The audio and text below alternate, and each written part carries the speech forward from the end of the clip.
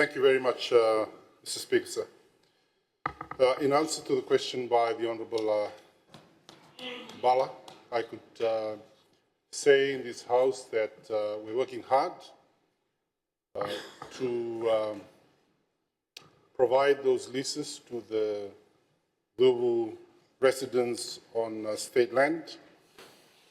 They will be issued with 99-year leases. We've just obtained clearance from the Office of the Solicitor General on the contents of the offer letter.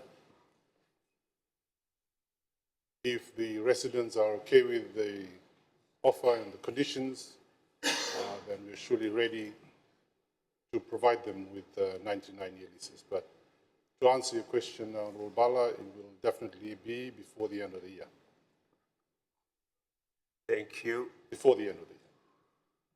Thank you. Right. A supplementary from Honourable Bala. Thank you, Mr. Speaker, sir.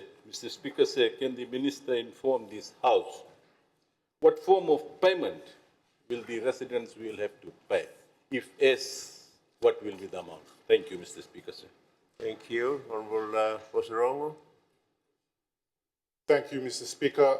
I'm sure with the experience that Honourable Bala has about dealing with residents, being a former mayor of Ba and former administrator of Lautoka City, they would understand pretty well what leases will contain. Surely they will contain a premium, you'd understand that, and they will also contain rentals, which are going to be required to be paid bi-yearly.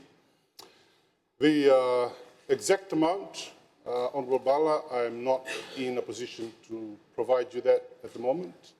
We're still sorting out some of the cost of developments that was expended by the Ministry for Housing.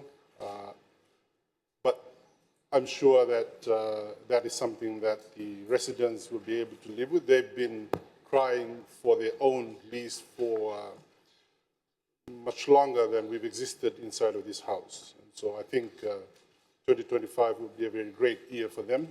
They'll be able to have security for tenure and a long-term lease to enjoy. Thank you, sir.